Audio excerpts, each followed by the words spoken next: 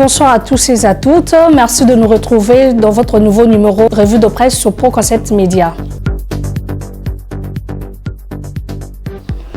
Mesdames et messieurs, au sommaire, le grand retour de Martin Fayulu. Affaire Kamé est la troisième audience fixée vendredi à la Cour pénale de Kinshasa-Gombe. Le chef de l'État, Félix Tshisekedi, lance le projet Kinshasa Salar City.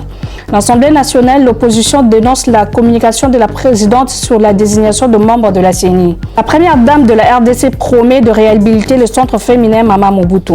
RDC, pourquoi Tshisekedi et Kabila ont créé un nouveau comité? Le Poste nous signale que samedi 22 août, dès 8 h du matin, la première foule humaine va envahir les alentours de l'aéroport international de Njili. Puis, tout au long du parcours, s'embrasseront toutes les foules généralement enthousiastes. Les deux leaders majeurs de la coalition Lamuka, Martin Fayulu et Adolphe Muzitu, descendront d'un vol Ethiopian Airlines en provenance d'Addis Abeba.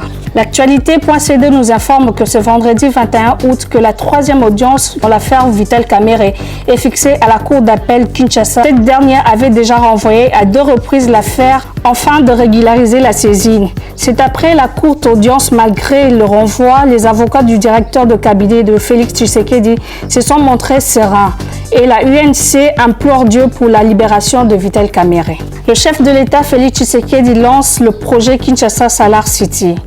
Les forums des Astres rapportent que Félix Antoine Tshisekedi a lancé mercredi 19 août le projet de construction d'une station d'alimentation et de distribution d'énergie solaire à Kinshasa. La cérémonie s'est déroulée au quartier Mankao dans la commune de Maluku en présence de plusieurs personnalités du pays. L'Assemblée nationale, l'opposition dénonce la communication de la présidente sur la désignation de membres de CENI. La radio Okapi titre que l'opposition condamne la communication de la présidente de l'Assemblée nationale, les appelant à la réflexion séparément sur la désignation de leurs délégués au sein de différents organes de communication électorale nationale. Dans une déclaration de la presse mercredi 19 août, l'opposition parlementaire estime les démarches ainsi engagées par Madame la Présidente est une manœuvre insidieuse visant à diviser l'opposition politique à l'instar d'un coup fourré aux confessions religieuses. La première dame de la RDC promet de réhabiliter le centre féminin Mama Mobutu. L'agence congolaise de presse note que la première dame de la RDC, Denise Nyankero Tshisekedi, a promis de réhabiliter le centre féminin Mama Mobutu dans le tout prochain mois. À l'issue d'une visite qu'elle a effectuée mardi au sein de cette structure à la 13e rue de la commune de Limité. La RDC, pourquoi Tshisekedi et Kabila ont créé un nouveau comité?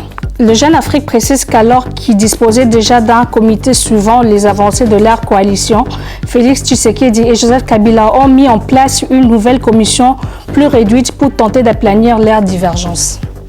Merci de nous avoir suivis, c'est déjà la fin. Retrouvons-nous à la prochaine avec la même attention et les mêmes plaisirs sur Pro-Concept Média.